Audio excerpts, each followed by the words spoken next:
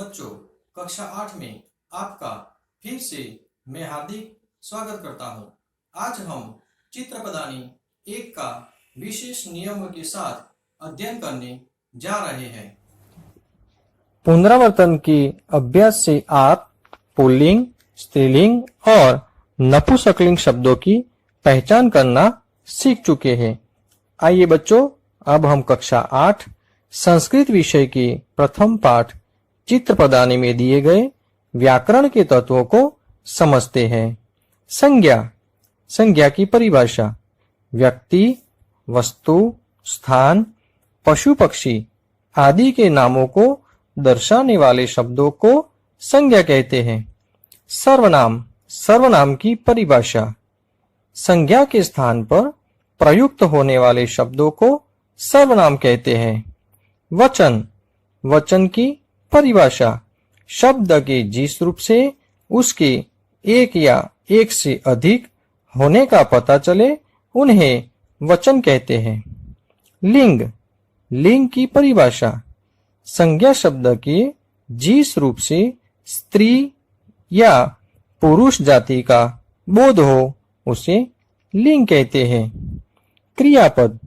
क्रियापद की परिभाषा: जिस शब्द से किसी कार्य का होना या करना समझा जाए उसे क्रियापद कहते हैं। आइए बच्चों, एक और सर्वलिंगी सर्वनाम समझते हैं। सर्वलिंगी सर्वनाम ऐसे सर्वनाम हैं जो सभी लिंगों में समान रहते हैं। अब हम विभिन्न सर्वनामों का अभ्यास करेंगे। एषः, सः। इन दोनों सर्वनामों का प्रयोग पुल्लिंग एक वचन में किया जाता है। एषा, सा। इन दोनों सर्वनामों का प्रयोग स्त्रीलिंग एक वचन में किया जाता है। एतत्, तत्। इन दोनों सर्वनामों का प्रयोग नपुंसकलिंग एक वचन में किया जाता है। दिए गए वाक्यों का पठन करके हम इन सर्वनामों के प्रयोग को समझेंगे। एषः बालकः अस्ति। सः मयूरः अस्ति। एषा बालिका अस्ति।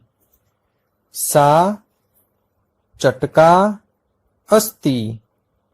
एतत् पुस्तकम् अस्ति।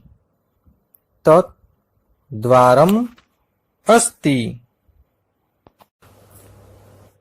क्रियापद। एक वचन में प्रयुक्त होने वाले सर्वनामों के साथ अस्ति क्रियापद का प्रयोग किया जाता है। एषः, सः। एषा, सा। एतत्, तत्। इन सभी सर्वनामों के प्रयोग से जब वाक्य रचना की जाती है तब अस्ति क्रियापद का प्रयोग किया जाता है। अस्ति क्रियापद का प्रयोग किए गए कुछ वाक्यों का पठन करके हम इन्हें समझते हैं। एषः गजः अस्ति।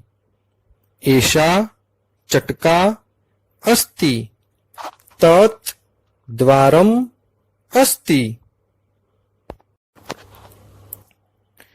सर्वलिंगी सर्वनाम।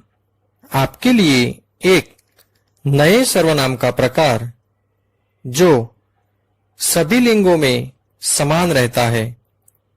इनका परिवर्तन नहीं होता। ये है अहम और त्वम।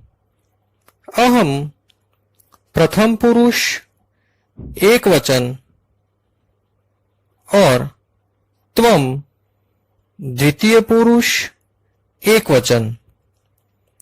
वाक्यों के अभ्यास के द्वारा हम इन दोनों सर्वनामों को जरूर याद रख सकते हैं।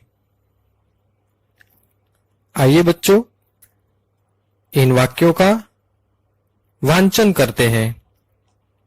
अहम बालकः, अहम बाला, त्वं युवकः, त्वं युवती। इन वाक्यों में हमने क्रियापद का प्रयोग नहीं किया। हम अभी आगे इसकी चर्चा करने जा रहे हैं। क्रियापद अस्मि एवं असि। अस्मि क्रियापद का प्रयोग अहम सर्वनाम के साथ होता है, जबकि असि क्रियापद का प्रयोग त्वम सर्वनाम के साथ होता है। आइए इन वाक्यों का पठन करके आसानी से समझते हैं। अहम बालकः अस्मि, अहम बाला अस्मि, त्वं युवकः असि, त्वं युवती असि।